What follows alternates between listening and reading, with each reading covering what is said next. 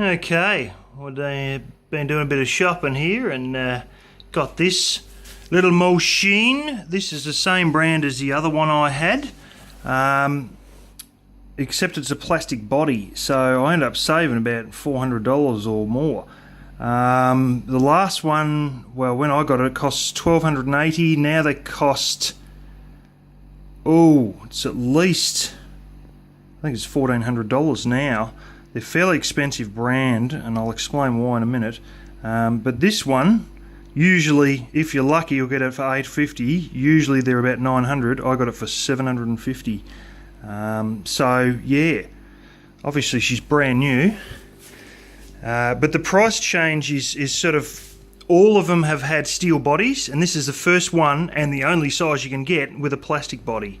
That's not a crappy ass Peltier thing. So she's running away there. I think the other freezer beside it might be running, but anyway, cool, refrigerate and freeze. Now my other one also had deep freeze, and it also had a little digital temperature display that you needed to put a watch battery in to keep that display lit.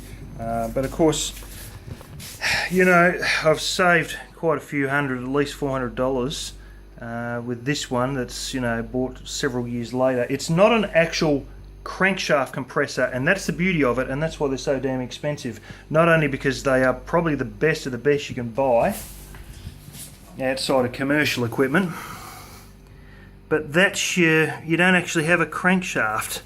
It's actually a piston and like a solenoid in here somewhere with a spring.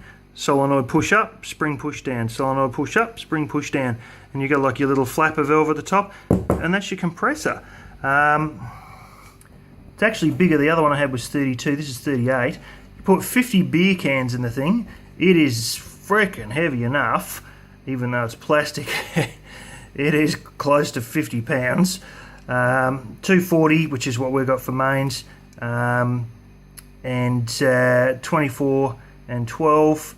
Maximum draw 2.75. Now most of your ones like your Wacos, they've got an actual crankshaft compressor, and they all take 6 amps.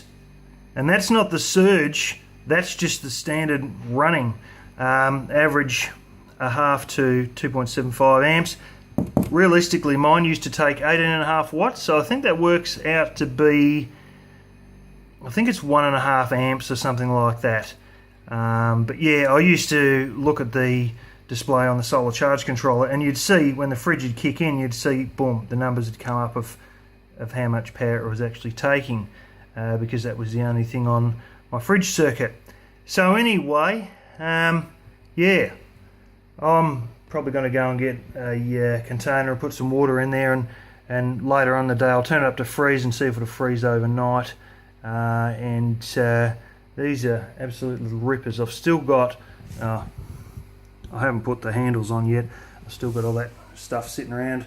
But anyway, I was just sitting over here at my parents' place just to, you know, run it in, make sure it works, make sure it's functioning as a fridge slash freezer. So we, you know we've got a good one, and we don't have to go running back for an exchange or anything like that while I'm still on holidays.